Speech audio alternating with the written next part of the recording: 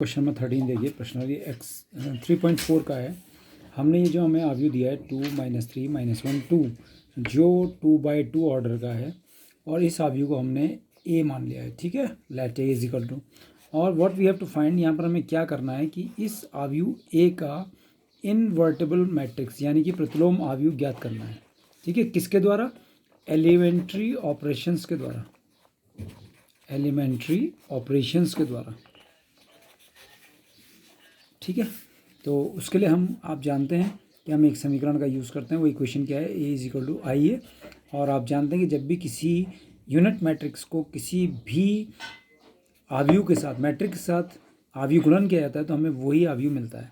इस आव्यू ए की जगह पर हम रख देंगे 2 -3 -1 2, तो 2 -3 -1 2 और इक्वल के नीचे इक्वल आ गया। इस आई ये जो कि हमारा तत्समक आव्यू है, यूनिट मैट्रिक्स है, तो इसे हमें उसी ऑर्डर का लेना पड़ता है जो हमारा आव्यू ए है, यानी कि 1 0 0 1 2/2 ऑर्डर का हमारा आव्यू है, तो हमारा तत्समक आव्यू भी यूनिट मैट्रिक्स भी 2/2 ऑर्डर का होगा। और इस ए को हम ऐसे ही रखते हैं। अब करना क्या होता है हमें कि इस आव्यू ए को यूनिट मैट्रिक्स 1 0 0 1 बनाना पड़ता है। तो सबसे पहले हम कोशिश करते हैं कि ये जो 2 1 एलिमेंट है, A21 वाला जो एलिमेंट है, यानी कि दूसरी पंक्ति का जो पहला अवयव है, सेकंड रो फर्स्ट कॉलम का एलिमेंट है ये, तो इसको हम जीरो बनाते हैं। किससे जीरो बनाएंगे? ऊपर वाले दो से, यानी कि R1 के अवयव के साथ। तो देखिए मैं क्या ऑपरेशन लगा रहा हूँ। अब मैंने बहुत क्वेश्चन आपको करा दिए इसके। तो R2 में मुझे ऑपरेशन लगाना है। तो R2 में क्या ऑपरेशन लगाना है? R2 का ये अवयव माइनस का है, तो इसलिए ऊपर वाले अवयव को ऐड करना पड़ेगा, तो R2 + R1। लेकिन जब मैं ऊपर वाले अवयव को ऐड करूँगा तो मुझे उस R1 वाले अवयव को, यानी कि 2 को क्या बनाना पड़ेगा? 1 बनाना पड़ेगा। तभी तो -1 में जब +1 ऐड होगा 0 होगा। इस 2 को 1 बनाने के लिए इसे 2 से भाग देना पड़ेगा या 1/2 से गुणा करना पड़ेगा। 2 से भाग दिया या 1/2 से गुणा करा, बात एक ही आ गई। तो मैंने पहली पंक्ति में 2 और -3 में तो कोई ऑपरेशन लगाया नहीं, इस -1 में जोड़ दिया, इस 2 को 1/2 से गुणा करके, तो क्या हो गया? 0 हो गया। अब ये इस माइनस से इस 2 में ऐड करा, रफ में देखिए, इस 2 में ऐड करा इस -3 को 2 से गुणा करके, तो -3 को 2 से गुणा करके तो -3/2 हो जाएगा। तो 2 दूनी 4, 4 -3/2, तो ये आ गया 1/2।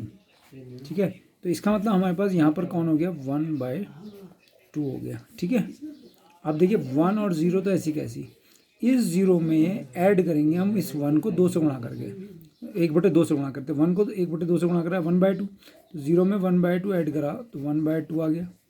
1 में इस 0 को 1/2 से ऐड मल्टीप्लाई करा, तो 0 को 1/2 से मल्टीप्लाई करूँगा तो 0 आएगा, और 1 में ऐड करा तो 1 ही आ गया।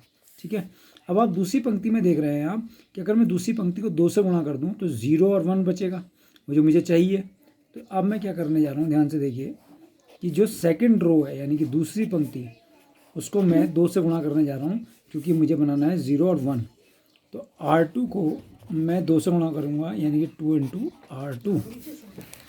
तो 2 और -3 में तो कुछ नहीं करा, ये 0 को 2 से गुणा करा 0 आ गया, 1/2 को 2 से गुणा करा 1 आ गया। अब देखो 1 और 0 इसमें मैंने कुछ नहीं करा, इसको मैं 2 से गुणा कर रहा हूँ तो 1 आ गया, और इसको 1 को 2 से गुणा कर रहा हूँ, मल्टीप्लाई कर रहा हूँ, 2 से 2 आ गया। अब मुझे क्या करना है, मैं आपको रोज़ बता रहा हूँ एक ही बात कि अब मुझे इस -3 को 0 बनाना है। तो ये -3 किससे 0 बनेगा? इस वाले 1 से, यानी कि R1 0 बनेगा इससे। तो मुझे इसमें किससे गुणा करनी पड़ेगी? 3 से।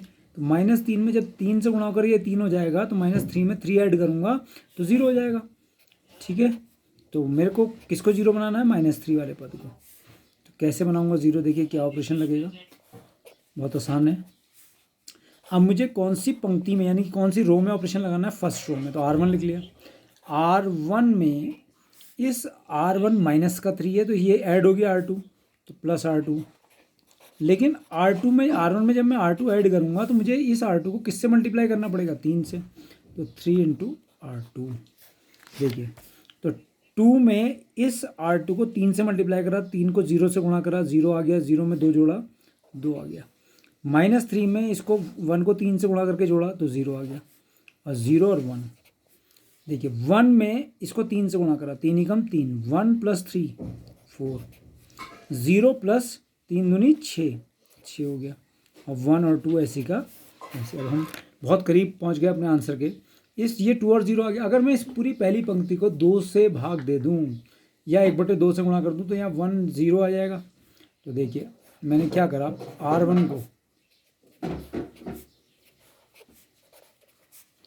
R1 को मैंने 1/2 से गुणा कर दिया। तो जब R1 को 1/2 से गुणा करूँगा तो ये हो गया 1 0, और दूसरी पंक्ति में तो कुछ करा ही नहीं, 0 1 ऐसे ही आ गया।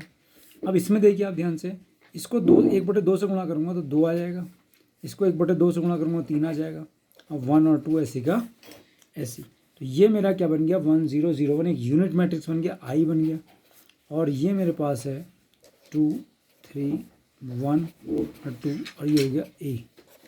इस ए को इधर ले आए तो ए इनवर्स आई बराबर 2 3 1 और 2।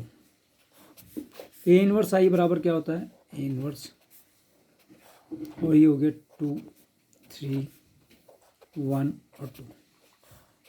बिकॉज ए इनवर्स यानी कि प्रतिलोम फलन को अगर हम कभी भी यूनिट मैट्रिक्स तत्समक आव्यूह के साथ आव्यूह गुणन करते हैं तो हमेशा हमें वही आव्यूह मिलता है जिसके हम गुणा कर रहे हैं, यानी कि ए इनवर्स की गुणा कर रहे हैं तो ए इनवर्स ही मिल गया। तो ये हमारा आंसर हो गया।